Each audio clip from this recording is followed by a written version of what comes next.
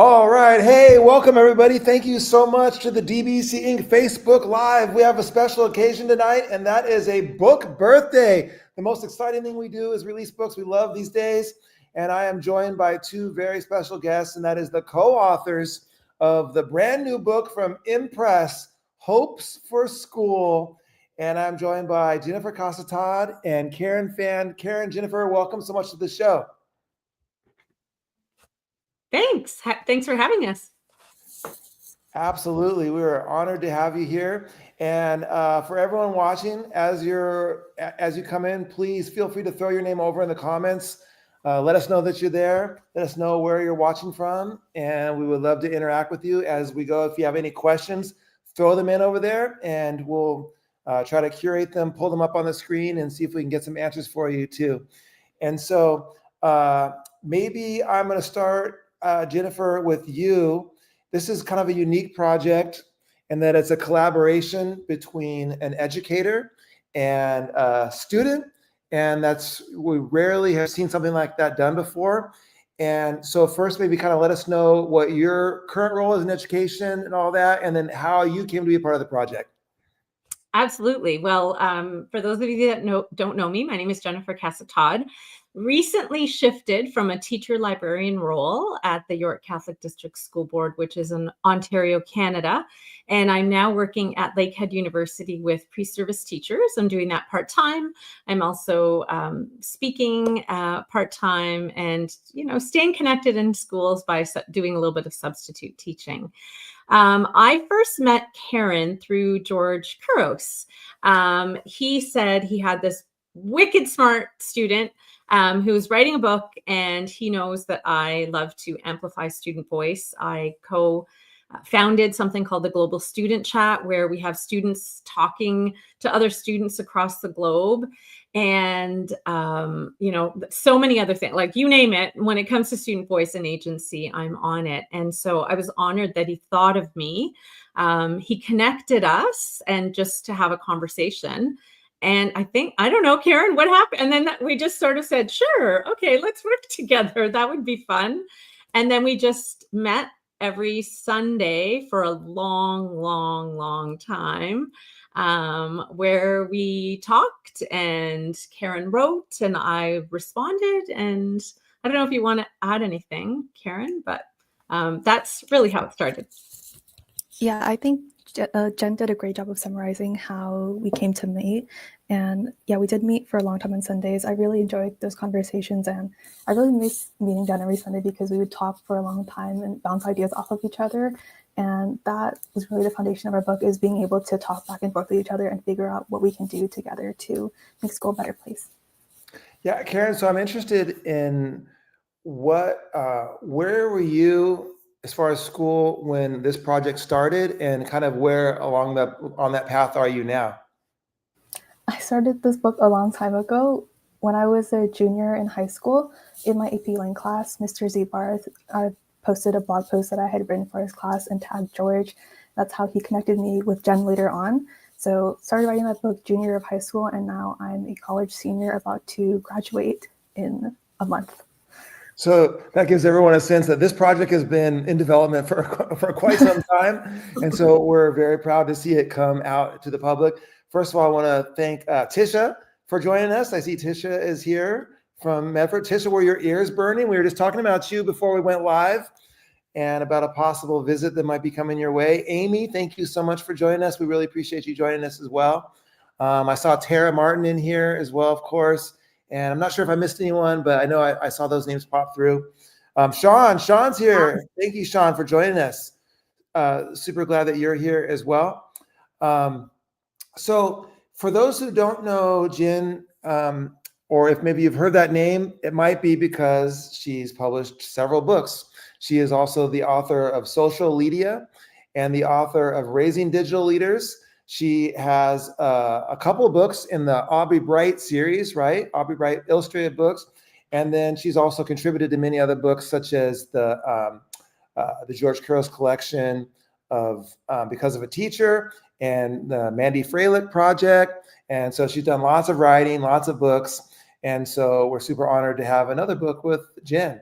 So Jen, how did this project feel as far as like pulling it together compared to your other, you've done so many projects in the past?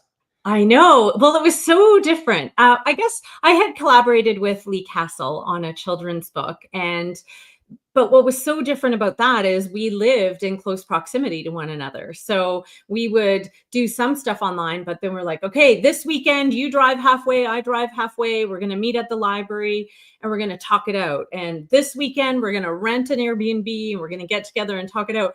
But Karen lives in California and I live in Ontario. And so which made me kind of sad. Like as much as I enjoyed collaborating online, I know that there's like a different energy when you're collaborating together. So but we made it work.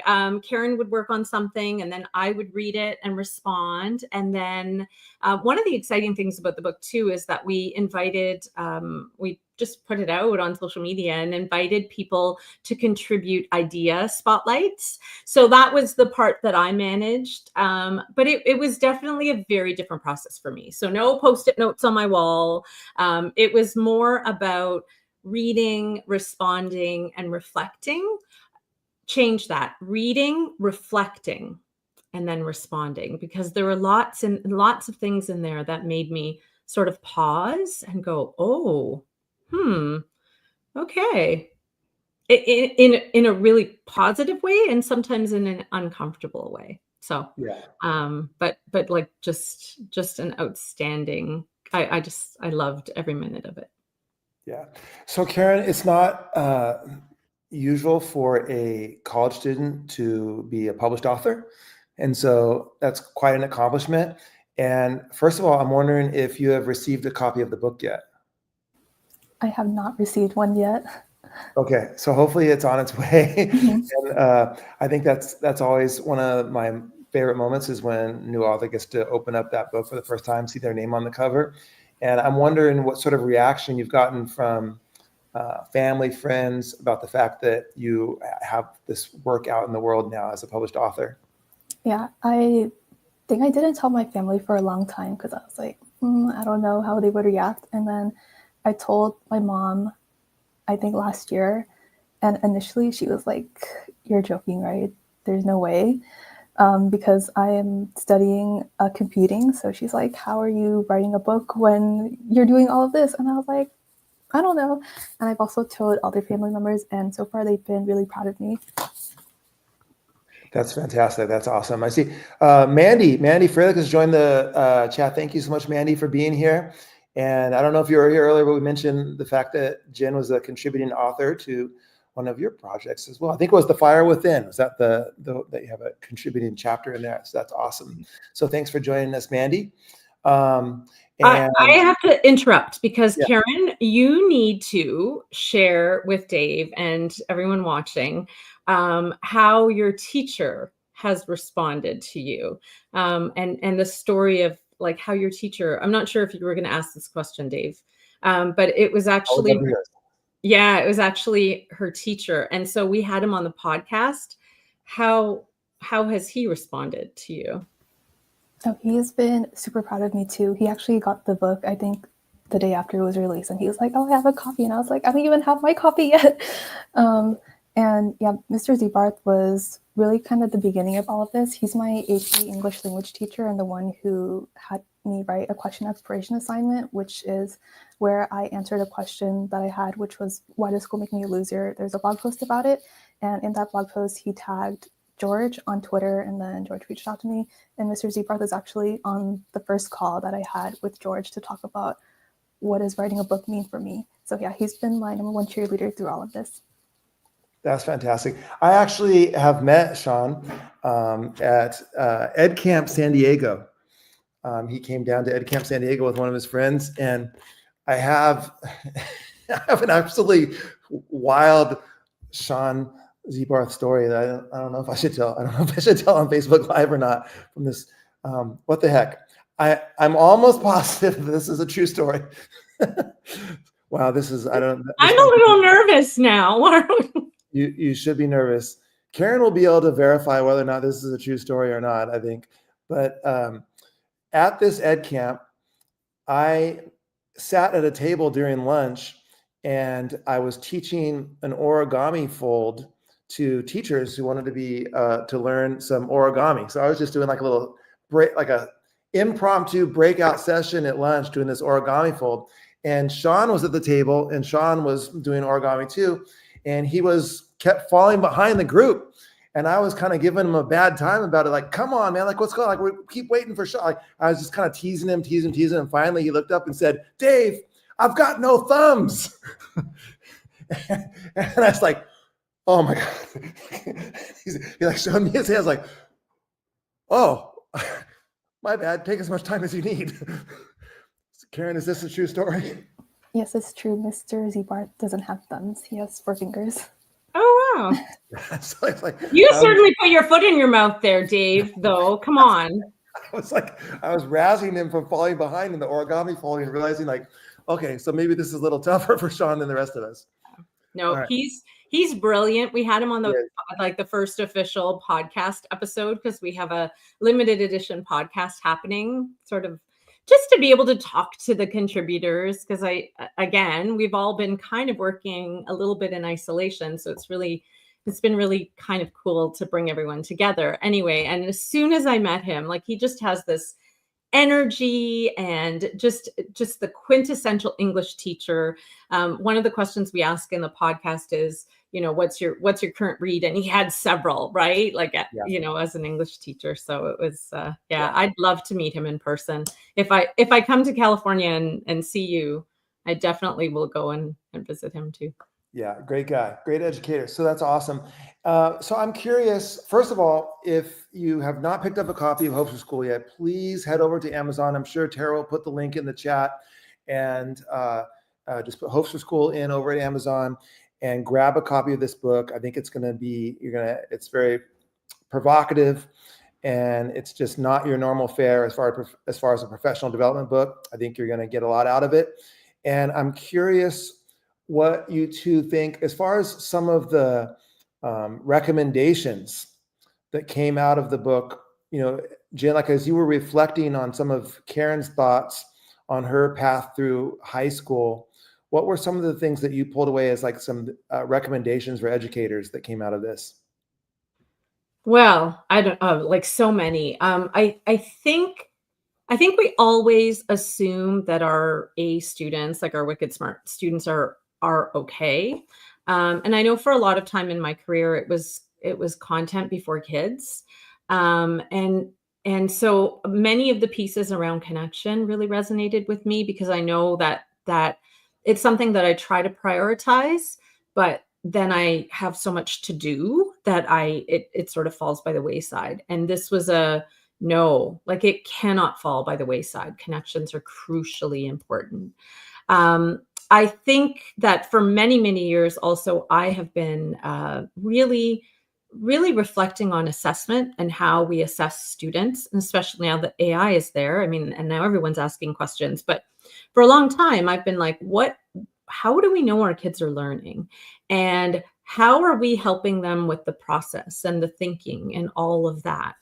And Karen was very reflective about that, right? That she found that mistakes were, not always valued, that she's a bit of a perfectionist, that she felt like assessment practices, like, just had a really interesting take and a really real take on assessment, and which allowed me to reflect on my own stance and the things that I had done. I mean, just to name a few, I'm sure there are lots of others. I just noticed that Carly is here, and I wanted to shout out to both Mandy and Carly for reviewing the book. We so appreciated you having a look. It's so nerve-wracking to put something into the world, and I've done it 5 times. So Karen, right?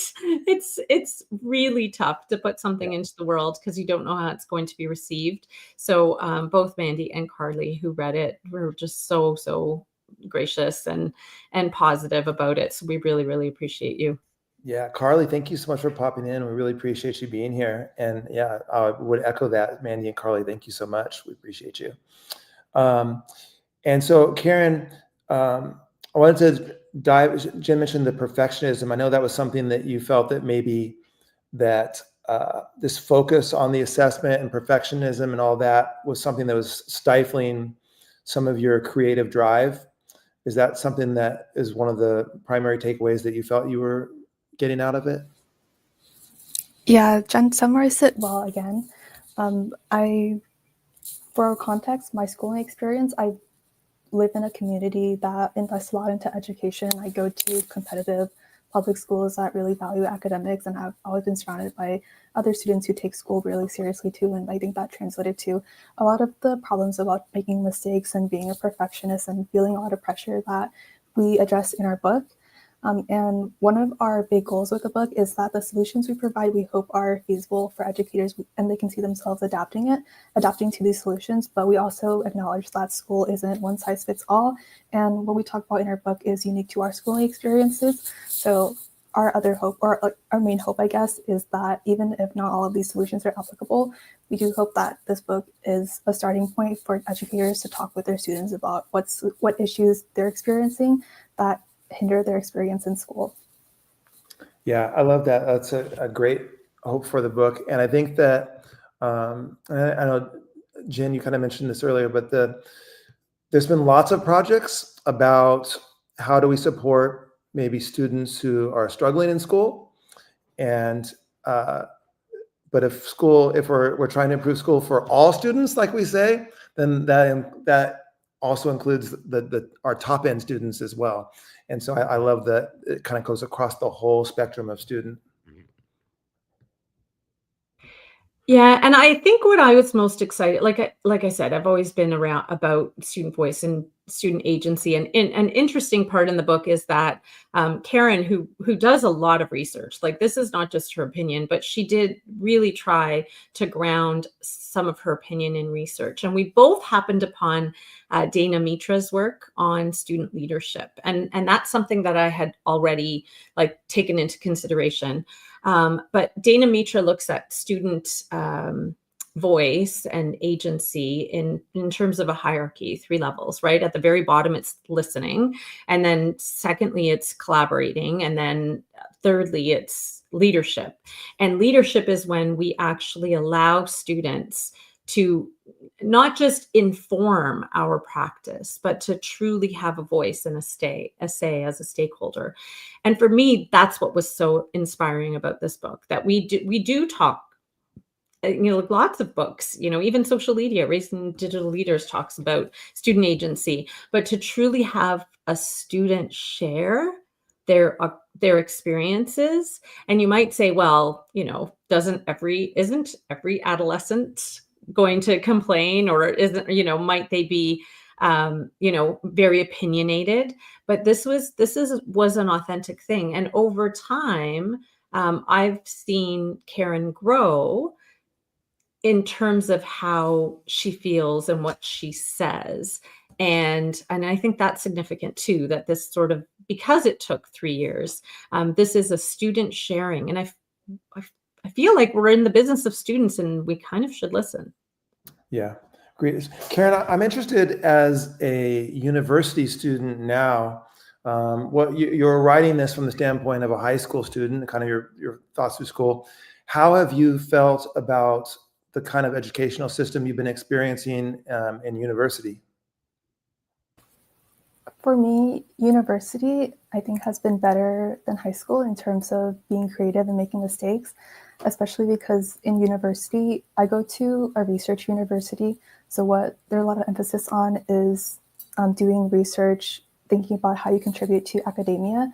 And that kind of sentiment has been in a lot of my classrooms, where we're encouraged to have our own take, to have our own research questions.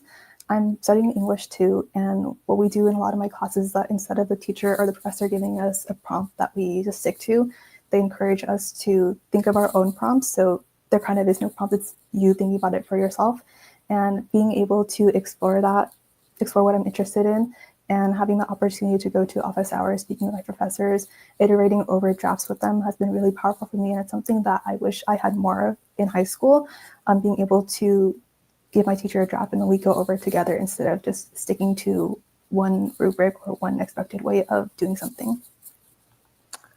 I think just that right there is a great takeaway for what could be done at the secondary level for sure. Certainly. I mean, just that little snippet of 2 minutes right there is super powerful. So powerful. And when you think of how many times we say, but we're preparing our kids for university, right? And then to know that university for Karen gave her so much more autonomy in terms of autonomy. We know, like your classes and your schedules, but in terms of thinking and creating. And so are we then, what are some of the things that we might do differently in K to 12 that would help them prepare for that reality? Because it's obviously a reality as well. Yeah, just that simple shift that Karen mentioned from rather than just exploring a prompt, but creating the prompt and then exploring down that rabbit hole is like a powerful thing. And then I also picked up that idea of meeting with the teacher and the iterations and those, not like not the teacher, not just as an instructional leader in the front of the class, but like this idea that Karen's doing work and then meeting one-on-one with this professor and they're iterating over it and doing drafts and things like that. And that learning process, I think that's a powerful takeaway too. For sure. And I do know that there are teachers doing this. So I think in some ways, a lot of what Karen shared allowed me to feel like, oh, okay, I'm on the right track here. Maybe not everyone in my building is doing this, but I know I'm on the right track. Yeah. And so like, and because we know lots of really great educators who, are having kids, engage in problem-based learning or design thinking projects where kids create their own prompts. So I think that's worth mentioning too, that in some ways it may really affirm some of the great things that you're doing in your class. Yeah. Yeah. A great educator will just feel validated, right, by hearing the thoughts in the book and maybe encouraged and empowered with some, provocative reflection to even go further in that direction. And maybe they're alone in they could be alone in their system doing these innovative things and like no one else is on board. And then they're going to read this book and say like, okay, I am doing the right stuff. I can even go further now. So I love it. Well, everyone, we super appreciate you all joining us. I'm curious, and if this is not something that you want to share, that's fine, but I have to offer the opportunity to both of you. If you would like to connect with readers or have readers connect with you, if you're willing, what are the best ways to get in touch with you, like in social media or anything like that? I'll start. I'm on all the things. All the things. I am on Instagram at Casa-Todd. I am on Twitter at Casa-Todd. You can reach me on my website, which is jcasatodd.com. And in fact, if you go to books, there's a drop down where we have resources for Hopes for School and a link to the podcast in case you listened and you're interested in the podcast and you haven't seen my promotion about it. And then I'm on Blue Sky as Jennifer Casa-Todd. And where else? LinkedIn, Jennifer Casa-Todd. All the places. Yeah, all the places. I'm also on Blue Sky at Karen Writes, and then you can connect with me on LinkedIn at Karen Phan. Awesome. Fantastic. Yeah. I noticed a new follower pop onto my Blue Sky. And so like, oh, look, here we go. Karen's on here. I like it. Yeah. So thank you both so much for writing this book. And I know it was tons of effort, time, endless collaboration, back and forth, and it's been a long road. But now that it's out, we couldn't be happier about it. Couldn't be more proud of the book and of you two. And Karen, congratulations on becoming a published author. That's absolutely amazing. Thank you so much. And please go and check out Amazon.com. It's the easiest place to go grab it. And it's also up on Barnes & Noble online. All the places you buy books, you'll be able to find it there. And grab a copy. When you get it, we would love to see people with the pictures with the book. So if you get the book, we would love to see a picture of you opening it or reading it. Maybe a picture inside of something that stands out to you, a highlight, any takeaways feel free to tag us. We would love to. I always tell people, like, the writing the book is it's the start of the process, not the end. People don't write books and then walk away. Like, this is writing a book, and then now let's talk about it. Now let's create a community around this message and share ideas and reflections and see if we can go somewhere with it. And so please share out what you're learning from Hopes for School. Thank you again so much for spending a little bit of this May evening with us. I know this is like the crunch time for school for a lot of people, coming right down to the wire. And so the fact that you took a little bit of time out of your schedule to join us on a Thursday night means the world to us. So thanks, everybody. Hopes for School. Go grab a copy. Jennifer and Karen, congratulations. And thanks for joining us tonight. Thank you. Thank you, everyone. Thanks, Dave. Good night. Good night. Good night, everyone.